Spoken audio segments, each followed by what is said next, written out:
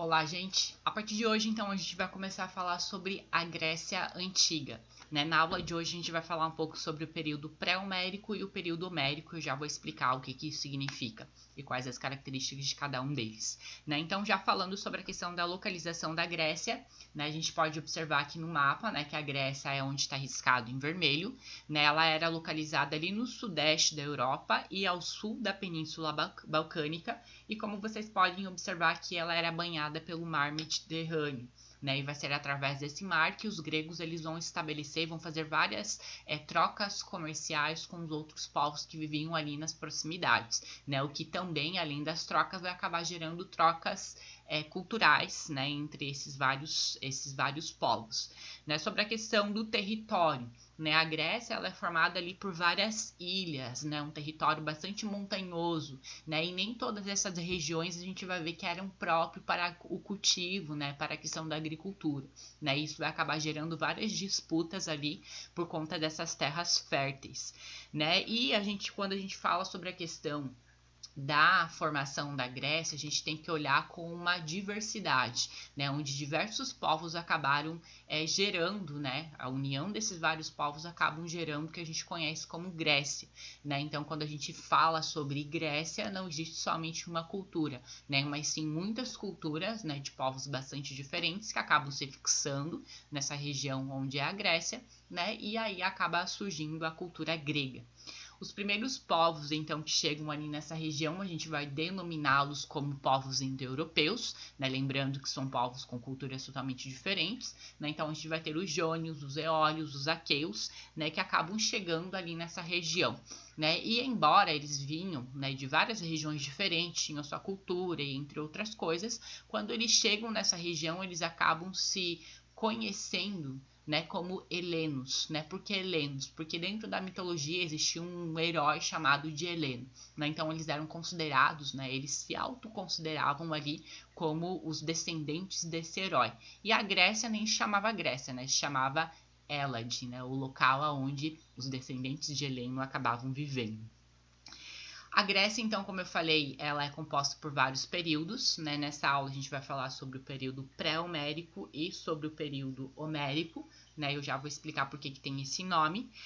E a gente vai falar sobre a questão ali da chegada dos aqueus.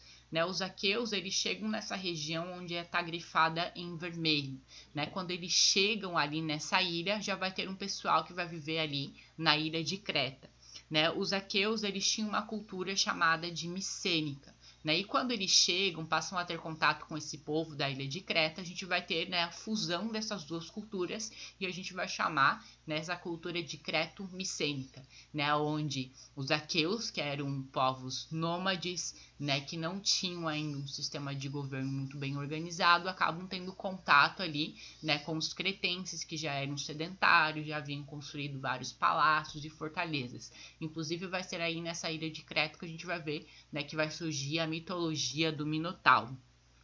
Além dos aqueus, a gente vai ter também a chegada dos dórios. Os dórios, diferente dos aqueus, eles não eram pacíficos, eles eram um pouco mais agressivos. Eles eram povos guerreiros e quando eles chegam ali, eles acabam destruindo várias coisas, vários templos, fortalezas, e a gente vai ter uma mudança, uma transformação na cultura grega a partir aí desse período. A gente está falando desse período, ele já é no finalzinho desse período pré-homérico. E por conta dessa agressividade desse povo, a gente vai ter já a fuga, o que a gente chama de primeira diáspora grega, onde vários habitantes dessas regiões ali, onde os dóricos acabam chegando, eles acabam a migrar para outras regiões, fugindo dessa agressividade aí desse povo. E por conta dessa migração, por conta dessa primeira diáspora, basicamente o território grego ele também vai se expandindo. Ele é levado junto com esses habitantes que estão fugindo por medo ali desse povo, dos dórios. Depois da primeira diáspora, a gente já entra no período homérico. Por que homérico? Porque uma das poucas fontes que a gente tem sobre esse período, que foram preservadas, vai ser os poemas do poeta Homero, os poemas de Ilíada e Odisseia.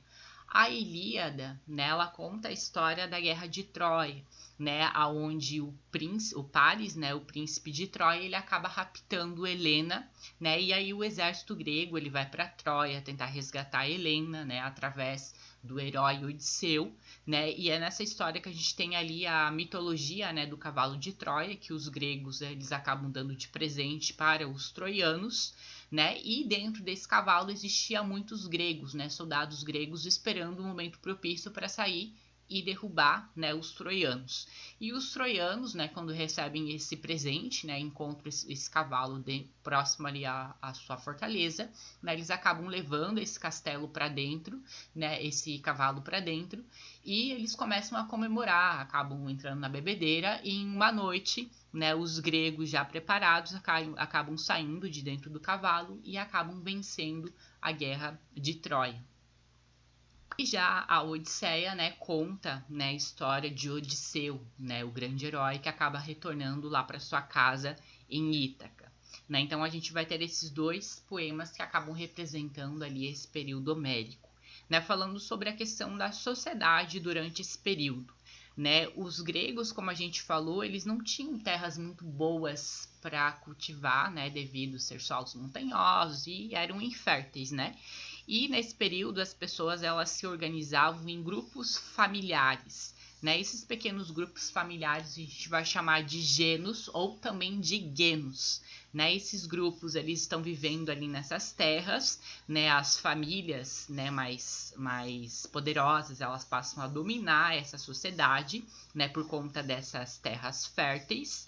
Né? E a gente vai ter ali vários conflitos por conta dessas terras, né? Porque vai ter muitas pessoas que vão ter terras ruins e poucas as pessoas que vão ter terras boas, né? E por conta disso eles acabam definindo que os grupos mais antigos, né, eles deveriam de ficar com as terras mais férteis, porque eles já tinham chegado antes, né? E nesse período, né, ali já no finalzinho, né, essas pessoas que tinham as terras mais inférteis, mais impróprias para o cultivo, né, buscando uma maneira ali para estar sobrevivendo, elas acabam migrando para outras regiões, né, e aí é onde a gente vai ter a segunda diáspora grega, né, onde muitas pessoas acabam saindo dali para poder buscar terras melhores para sobreviver, né, então lembrem-se, a primeira diáspora grega foi para fugir dos dórios, e a segunda diáspora, né, é em busca de novas terras, o que também vai acabar gerando ali